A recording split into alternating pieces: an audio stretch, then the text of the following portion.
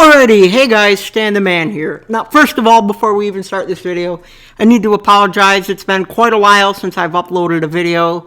I haven't been feeling the greatest, and overall, for the most part, January has just been a very busy month for me, so I kind of been slacking a little bit.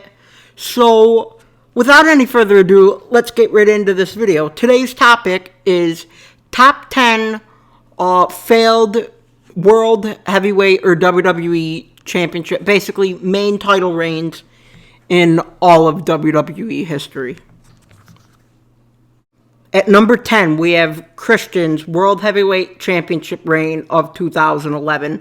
He defeated Alberto Del Rio in a very physical tables, ladders, and chairs match. We make it to SmackDown that week, and for some reason, Teddy Long insists that Christian defends his World Heavyweight Championship against Randy Orton.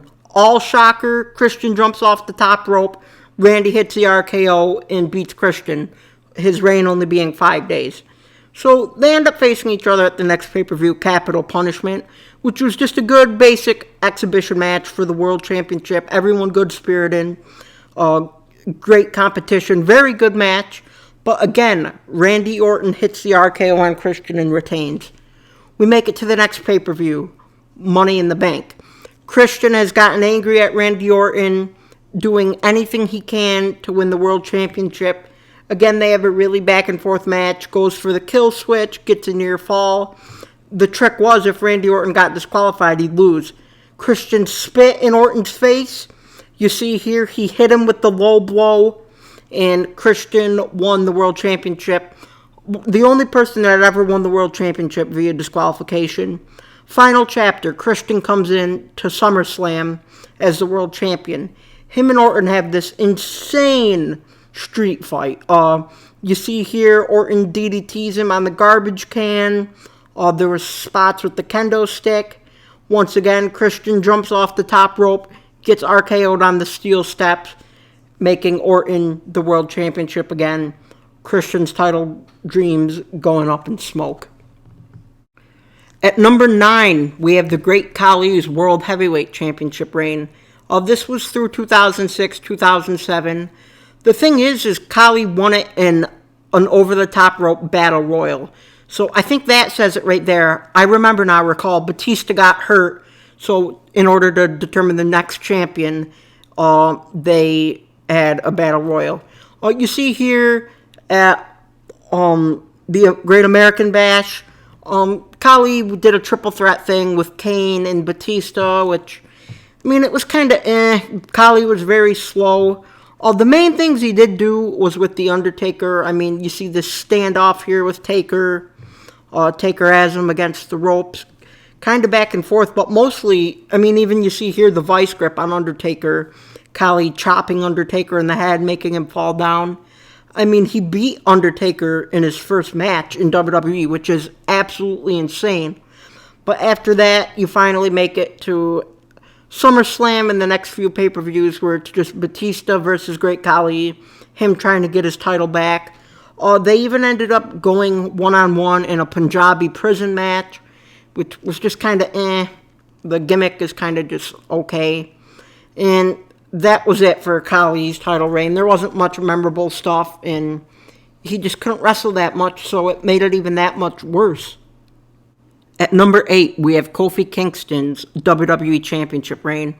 Now, in 2019, there was just several promos with Kofi asking Mr. McMahon, when do I get a shot at the title? What do I have to do?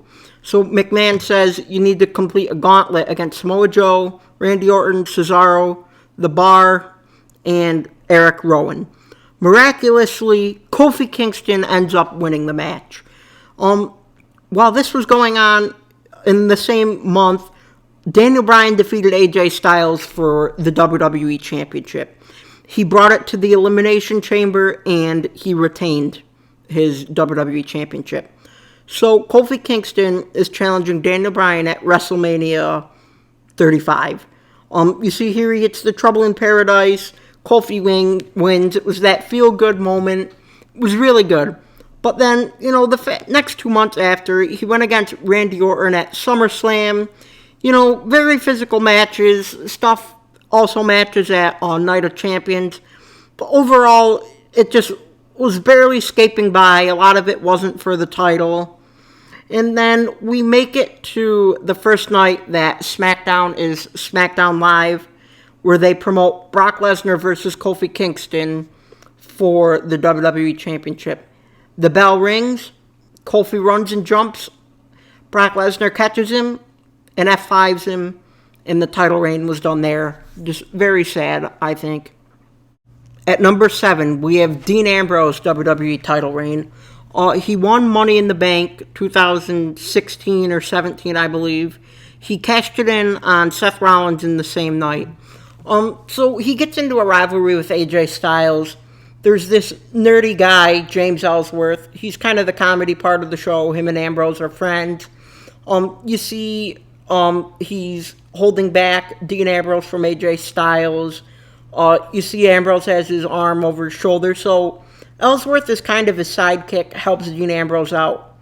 We make it to Backlash. This is one of the first, SmackDown Live pay-per-views where Dean Ambrose was going against AJ Styles. I believe AJ hit a low blow, was able to hit the Styles Clash on Ambrose, and won his first WWE Championship. So then we make it to the end of the year, the tables, ladders, and chairs match. They're doing crazy stuff, doing flips out of the ring, suplexes on steel chairs like this. At the end, Dean Ambrose is climbing up the ladder to get the title. You see here, James Ellsworth pushes the ladder down, putting Ambrose through tables and costing him the WWE Championship. For a guy like Dean Ambrose, it was just sad that a nerd like that cost him the WWE Championship. At number 6, we have Goldberg's Universal Championship reign. Super Showdown, they make a lot of stupid matches for no reason, just because they're in Saudi and make a lot of money. So it was Goldberg against The Fiend, pretty much just a finisher fest. Spear, Sister Abigail, Spear. Anyways, in the end of all this madness, Goldberg wins the championship, leaves Saudi with the Universal Champion. So we make it to WrestleMania a few weeks before. Roman Reigns and Goldberg, they're setting up a program for the Universal Championship. They're doing confrontations week after week. But earlier on in that year, Roman Reigns just got over his leukemia. He had to take several months off from WWE. And the COVID-19 pandemic happened, so he wasn't interested. Just scared since he just got over chemo, what would happen. So we make it to WrestleMania. One of the main events is Goldberg against Braun Strowman. Now you see Spear and Running Power Slam. Where else is the match? That's it. The match was maybe 5 minutes, just a steamroll, and Braun Strowman beat Goldberg. Now, I understand they were working with tough circumstances here. There's only so much they could do with no fans and only certain guys being available. But still, it was just awful. At number 5, we have Jeff Hardy's WWE title reign. Now, he went against Edge and Triple H in a triple threat match at Armageddon for the WWE Championship. You see here, he gets speared through the table. This match was crazy. It was hectic. Triple H going at Jeff Hardy, Edge being a smartass, letting them fight each other out of the ring. But in the end, Jeff Hardy hits the swanton on both of them, pins Edge, and wins the WWE Championship. You see here him standing on top of the Armageddon set. It was just awesome. We'll make it to the next month, next pay-per-view. Jeff Hardy is defending the WWE Championship against Edge. You see drop kicks out of midair, swantons, very close calls. Then Matt Hardy comes down with the steel chair, hands Jeff one. Matt goes to get another one so they can concerto Edge. And wham! Matt Hardy hits Jeff over the head and cost Jeff Hardy his only WWE title reign. Very sad it only lasted a month. I mean, they did have a good rivalry, Jeff and Matt, at WrestleMania, but it still would have been better to see Jeff hold that title for much longer. At number 4, we have Braun Strowman's Universal Championship. Now, as I was saying earlier, it ended up being Strowman versus Goldberg at the main event of Mania Night 1. It was a mess, just a finisher fest. But in the end, Braun Strowman was victorious, won his first Universal Champion. One of his first opponents is Bray Wyatt. Now, if you don't know, he's been in the Wyatt family. So they were kind of just doing mind games, weird promos, shit like that. We make it to Money in the Bank here. You see Bray convince Braun to put on the black sheep mask, but Braun overcame it, beat Wyatt. They ended up having some freaking gimmick swamp match at Extreme Rules. It was weird, just in a swamp in the middle of nowhere. Didn't really make much sense. Wouldn't rewatch it at all, ever. Then they face each other at SummerSlam. It was a very good Extreme Rules match. I mean, you see the ring was exposed. Just mind games. They broke the ring, I remember. You see, but Strowman won here. Then we make it to Payback, where somehow Roman Reigns says he'll sign the contract when he's ready to be in the match. Braun Strowman and Bray Wyatt beat the living shit out of each other.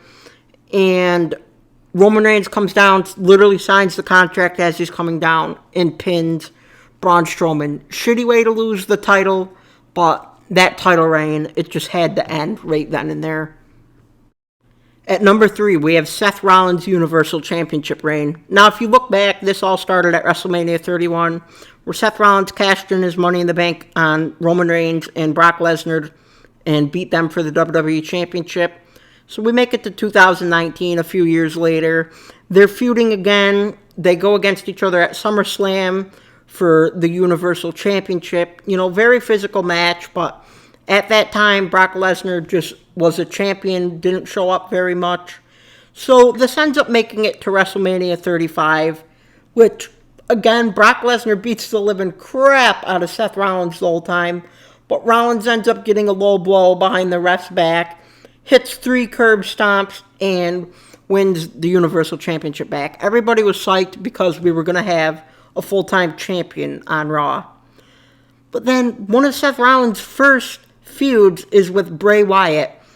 He went backstage during the Firefly Funhouse. You see the Fiend is choking Rollins out here. They make it to like Hell in a Cell for the Universal Championship. It was weird. It was in the lights. There was a bunch of weird weapons. Somehow it ended up ending by disqualification. And then they made it to a Saudi Arabian event. And it's like a street fight, same type of thing. And Bray Wyatt ended up being the WWE Championship. I just hate to say it, but the booking with The Fiend has ruined quite a few title reigns. At number 2, we have Jinder Mahal's WWE title reign.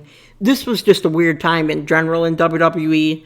Of course, you thought Randy Orton was going to win. It was going to be a slaughter. Shockingly, Jinder Mahal beats Randy Orton for the WWE Championship. As you see here, it wasn't long until he had his 2 stooges that would basically help him be a top heel. They make it to Money in the Bank.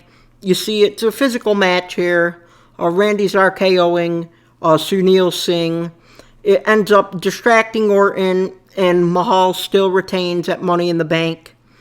Then we make it to Battleground, where for the first time in probably over 10 years or so, they had the Punjabi prison match, since Jinder Mahal was whatever freaking heritage the Punjabi prison is. You know, the match was okay. There wasn't even that many people at the event. I mean, it's hard to see through. The only memorable thing was the Great Khali came out, grabbed Randy by the throat through the cage, choked him out, and Jinder escaped. But the problem is we make it towards Survivor Series. Brock Lesnar is the Universal Championship, and Jinder Mahal has the WWE Championship. Brock Lesnar's like, I ain't going to sell tickets. I ain't working with him. So on an overseas SmackDown, AJ Styles ends up defeating Jinder Mahal. So it would be Brock Lesnar versus AJ Styles at Survivor Series. It's unfortunate. I envy WWE for trying something new. But if it just wasn't selling tickets, what are they going to do? They have to change something, obviously. And at number 1, we have Jack Swagger's World Heavyweight Championship run in 2010. He wins the Money in the Bank ladder match at WrestleMania. On that same Friday, he gut-wrench powerbombs Jericho, wins the World Championship. What does Swagger do with it? Basically nothing. We make it to Extreme Rules where he goes against Randy Orton. Very physical match, back and forth. Randy being physical, Jack being the on-ground wrestler. He literally just got disqualified, lost the match. He got his ass kicked by Orton after and just retained the title. We make it to Over the Limit where he ends up going against the Big Show. I mean, how entertaining is that really going to be? Of course, you know, Big Show's outpowering Swagger. Swagger manages to get the ankle lock on him for seeming like a few calls. You see, he's going for the choke slam on Swagger, and Swagger just runs and gets counted out and retains his championship. Finally, next pay-per-view, we make it to Fatal 4-Way, where he's defending against Rey Mysterio, CM Punk, and The Big Show. Despite the hectic craziness of the match, Rey Mysterio ended up beating Jack Swagger, and Rey Mysterio was the World Heavyweight Champion. I mean, you see there's hardly even any photos of the match. That just tells you how terrible the match and title reign was right there. I mean, maybe if they turned Swagger a babyface, maybe it would have been different. But, God, talk about looking like a weak champion. That was it right there. Alrighty, guys, so that is going to be it for this video. Comment down below if you agree or disagree, who you think I'm missing on this list and stuff like that. But, yeah, guys, I just got to thank everyone for all the subscriptions, comments, likes, just all the support along the way. I apologize that I haven't been being frequent. I'm really going to try and get back in the groove, start doing this again. Honestly, I think I might even start getting away from the top 10 videos as much and just start doing news, my thoughts on stuff like that. But, yeah, guys, that's going to be it for this video. As always, if you like the video, hit that thumbs up button and consider subscribing to the channel.